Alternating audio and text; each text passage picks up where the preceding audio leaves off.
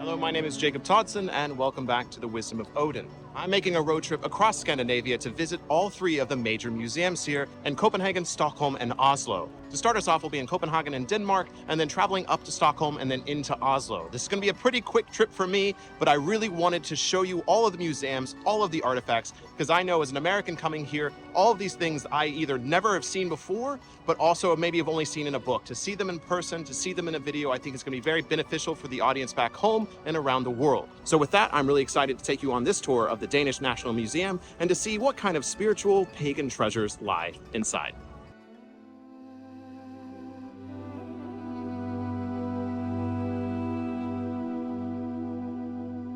So I absolutely love on the entrance to this museum, you actually get to see the runestones right away. So that's the first thing you see walking in, is these runestones.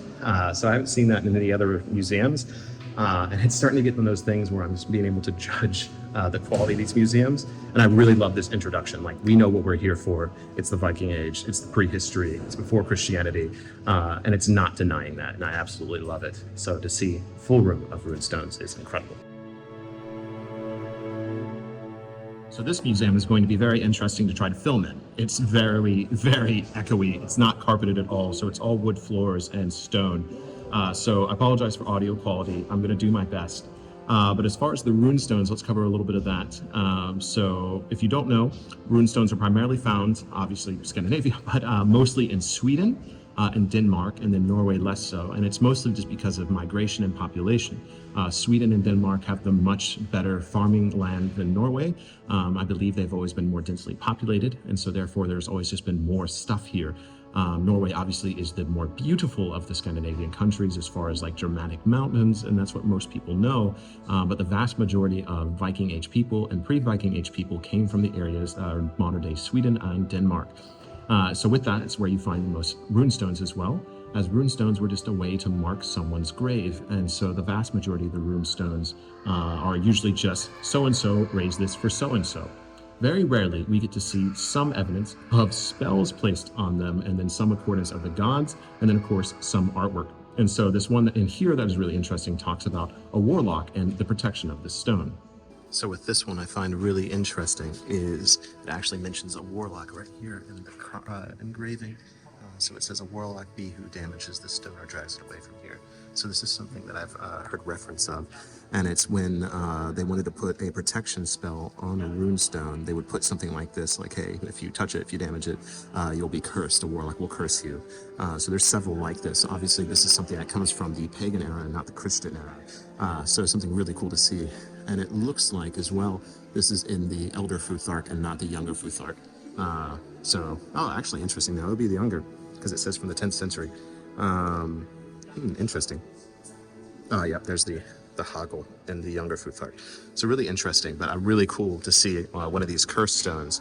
Really cool seeing these runestones, and I think I'm going to head into the ancient history before Viking Age now to see what we can find.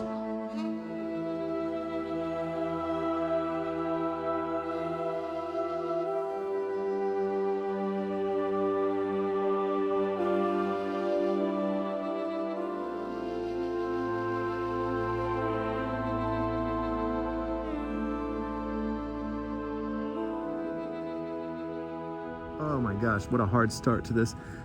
So the Stone Age starts off pretty boring, right? I mean, boring in the sense of it is bones and stones and some animal figures. I mean, this is something we see in the Stone Age. It's just what we have left. The items of this time period are just not well preserved, and they can't be. That's so long ago. But as soon as we start getting into the Bronze Age and history around the world, this is when we start having some artifacts left behind. And at first it was mostly amulets, jewelry, we have some graves, there's some swords, some weapons, and then all of a sudden it opens up to these spiritual objects, which I actually didn't know how many there were here in Denmark when it comes to the cult of the sun. The worship of the sun and the cult of the sun and all of this is not something we know that much about because in written source material within the Prose and Poetic Edda, there's hardly any information about the sun. All we know is it exists and that a horse carries it into the sky, and there's like a few lines, but that's basically it. But with the artifacts, there's an entire mythos and cult around sun worship in the Bronze Age, particularly here in Denmark. And of course, we see these references in Sweden as well, up into Norway with the petroglyphs. There's many references to the sun. But I'm actually just completely discombobulated and overwhelmed by this, because there's one room that has an honestly really annoying light show. It takes so long and it dims all the artifacts. So I had to sit through this light show like 5 times in order to get all of the footage that I'm showing you now. But in this room, there are rock carvings of the sun and sun worship. There are ceremonial objects from sun worshippers and sun priests. There are the famous horned helmets that actually do exist that belong to some form of priest class, more than likely dealing with the sun. There's also objects depicting ceremonial dances and rituals, and just enough information to put together this importance of the sun, the animals that carry the sun, the chariot, the duck, the snake, and all of this. It's so incredibly cool, and I really want to do a longer video exploring this, but I'm really excited to explore this further, because right now my mind is just so numb and oversaturated with this information.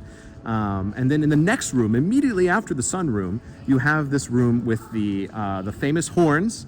You have ceremonial axes, ceremonial shields, and other ceremonial armbands and objects. And it's just like, holy shit, there is just so much in this museum.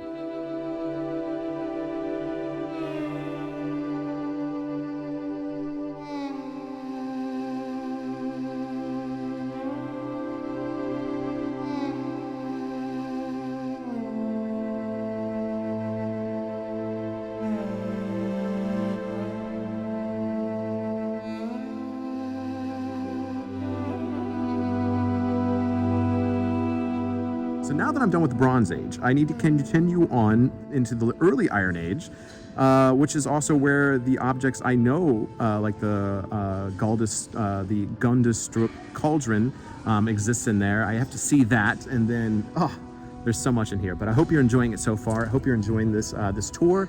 I really can't believe the things I'm seeing here. And yeah, let me know down below what you love from the Bronze Age while I walk into the Iron Age. So taking a brief break in the middle of this video, if you're enjoying it, please make sure you like and subscribe. Those seriously are very annoying things for me to say, but also so very incredibly important. Make sure this video reaches as many people as humanly possible. And also, this video was not actually easy to make. While I am so grateful to be able to travel Europe and show you these wonderful and beautiful places, for Denmark, for instance, here in Copenhagen, I've only been here for less than a day because, one, it's very expensive here, and I just simply cannot stay in this city. And so it really was a quick trip to come here, see the sights, get the footage, go to the museum, and leave. So if you appreciate the work I put into these videos, please think about going down below and supporting this channel on Patreon. I also do have a book out there as well that helps support this channel. So really any way that you can to help get this content out there, to support this channel directly, it's all very much appreciated. So with that, let's get back to this video exploring the Danish National Museum.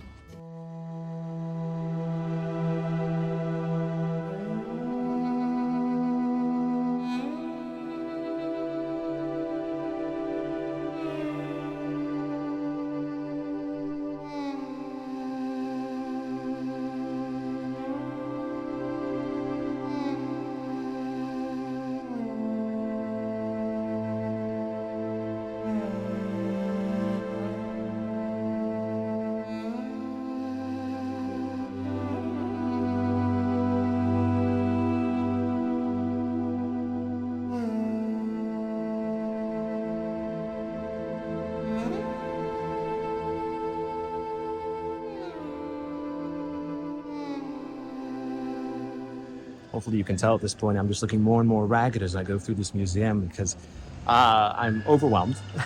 I love it, but I do not recommend trying to do all of this in one day. Take multiple days and try to absorb everything. I'm really just running around getting as much footage and reading as much as I can.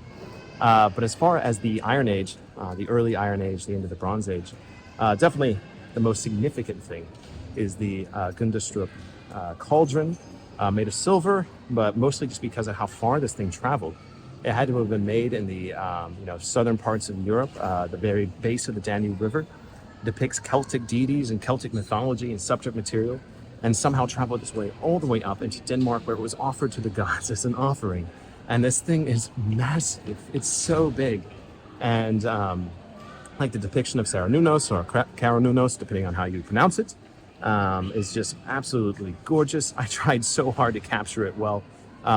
It's just awe-inspiring for sure. The bog body was right next to that. And so bog bodies are an important part of historical preservation and our knowledge, because this is evidence of human sacrifice or, at least criminal punishment, perhaps, ritual reasons. And so really cool to see that. The huge amount of weapons as offerings, particularly when it comes to battle, was really interesting. I didn't realize how big this was, that after a battle, objects such as swords and armor and jewelry and personal items of the losers of the battle would be thrown into bogs or buried or burned to be given to the war gods as prize money, basically for the victory. I think this is really interesting because obviously not as important to us now in this modern era, but showing thanks to the gods, even if it's a god of war, for a victory in something. So maybe this is something to take into your life when you have success in business. Take some of that success and turn it into an offering for the gods, so for continued success. So there's still a lesson to be learned there. And then after that, the coolest thing to me, and I'll play a bit here because I did record, is the little gold bracteatus or bracteat that depicts the earliest written form of Odin's name. And this is a fairly recent discovery, and I got to see it. And it's so cool. So I'll just show that to you right now. So it's always really exciting in history when new things get brought up. And so this has been a hot mention here in recent times. So these are bracteats or bracteatus. They're gold medallions or gold coins, often worn around the neck. And this one is really, really amazing because this one is actually pushed back the oldest known date of Odin's mentioning. So this one right here is a recent discovery from what I understand, and it has Odin's name on this coin, on this bracteatus, bracteat.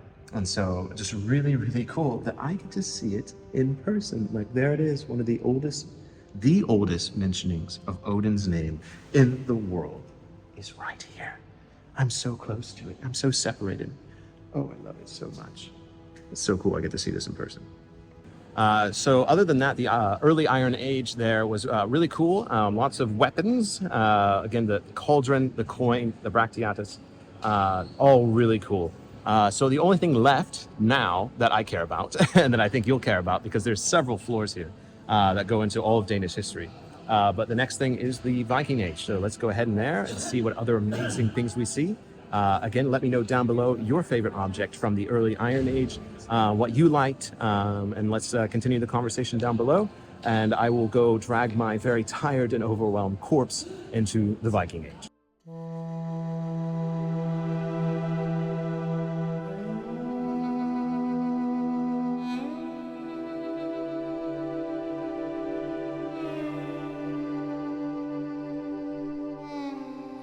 So what they actually just had in here was really cool. A light show I actually liked. So they had this huge panoramic view, and it was like the story of a sailor going out to war, and then drowning at sea, and his soul being taken by Ran until Ragnarok. And it was just really well done. And again, a lesser known thing we don't really hear about a lot in the mythology is the sea and people dying at sea. We don't have much written source material of Ran and Aegir, but this would have been an important part of a Viking's life, of a sailor's life, is the sea and what happens to you if you die at sea. And so Ran and Aegir had to have been an aspect that was pretty well known by sailors.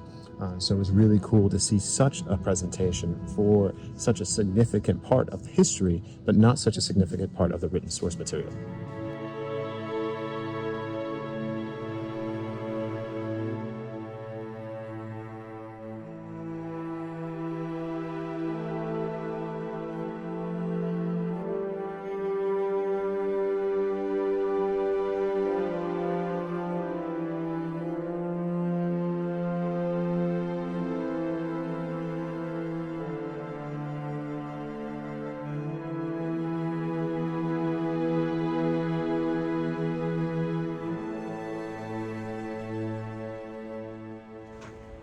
All right, just finished the Viking exhibit and the end of the museum for me today. So as far as the coolest things in the Viking exhibit, I mean, there was so many artifacts. But as always, the Viking exhibit usually a little less on the religious sides. Of course, we see Mjolnirs. We see, you know, some depictions of things like Valkyries and other things like that. But truly, what I've discovered in my explorations of the ancient world and museums and artifacts is it truly is the Viking Age that we see less religious motifs, and it gives way to Christianity and to wealth and to power. And so I think this is just a really big part of the Viking Age, is this move away from the pagan religions. And we see that in many different areas. There is many more religious and spiritual objects, at least in the Danish museum, for the Bronze Age and the early Iron Age, not the Viking Age. And so I think that's always something I really love to talk about on this channel, is that we hold the Viking Age in such high regard. And yes, it was really cool. Yes, it was amazing to see so many objects, so much gold, so much iconography. The Viking Age section was awesome. There was so much there. I really love how it was put together. It was clearly very popular, and I just think really well done. But yeah, hopefully you've enjoyed this journey. And of course, let me know down below what you think of the Viking Age as well. What was your favorite thing there? I think my personal favorite was, of course, the little Valkyrie pendant, and I did want to bring that up, is so many of these artifacts are so tiny.